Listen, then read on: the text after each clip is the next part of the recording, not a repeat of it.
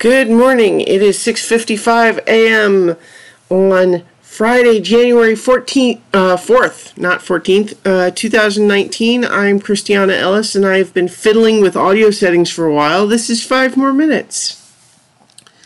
So it has come to my attention that the audio quality of the videos I've been doing for the last several days has been varying wildly because apparently my audio settings can simultaneously not stay where I put them, but also that even the same setting from one day to the next doesn't seem to be doing the same thing, and I'm not sure why. I'm pretty confident that this video is going to sound at least kind of okay, but gosh, it's just, for some reason, the nicer microphone that I brought with me is not working. I think maybe the USB cable might be bad, but I'm just feeling very frustrated with technology at the moment. I mean, on the one hand,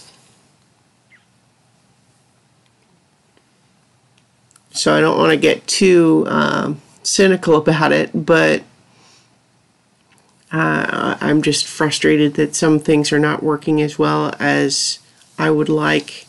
And it's not like the production value of these videos has ever been terribly high, but I at least want the audio to, how should I put this, not sound like butt. So hopefully at least this is not like blowing out all the speakers and clipping everywhere. Gosh, I hope that, yeah, so I don't know, just, ugh. So I'm feeling a little bit like discouraged and frustrated right now. Not like, I don't want to overstate that. Like I'm okay, but I'm definitely not happy with the current state of my recording setup. Anyway, last night I rewatched Baby Driver for the first time since seeing it in the theaters, and that's a movie that I definitely enjoy, but it's kind of tainted now due to the presence of Kevin Spacey, who has, since the movie come out, been more and more revealed as not a nice guy that I really enjoy seeing anymore. Which is not to say that he's, like, it doesn't actually change anything about his performances, which I enjoyed prior to knowing what I know about him now. But, it's hard to completely divorce that now from watching the movie. And it actually just makes me feel bad for Edgar Wright and the other actors in Baby Driver, that they made a pretty nice movie and now it's unfortunately got these associations with it. It's interesting because I also recently watched a video about the literary theory of the death of the author done by Lindsay Ellis, who does a lot of great YouTube videos.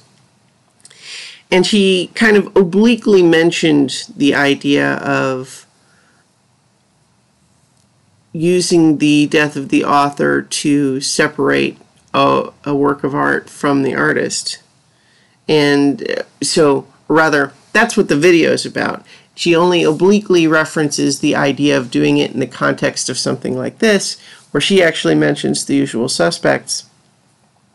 But it's not really, the video is not really about that specifically. It's more about just the question of what's the history of that literary approach, and what is, how can it be applied, and does it make sense, and tying in other things like stuff about the book The Fault in Our Stars, which actually talks about it and also becomes an example of it in a way, but also with J.K. Rowling, who has a tendency to declare after the fact that, oh, well, I know the book doesn't say so, but actually I meant X, and that can be tricky as well.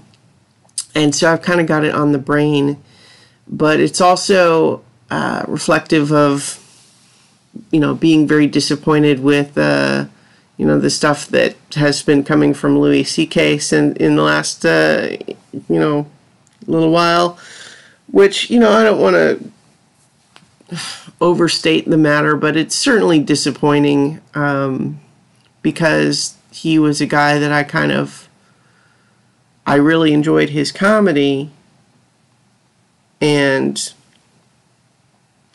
you know, some of the stuff that he did, like, what's frustrating is that, like, learning he did those things, and then for him to,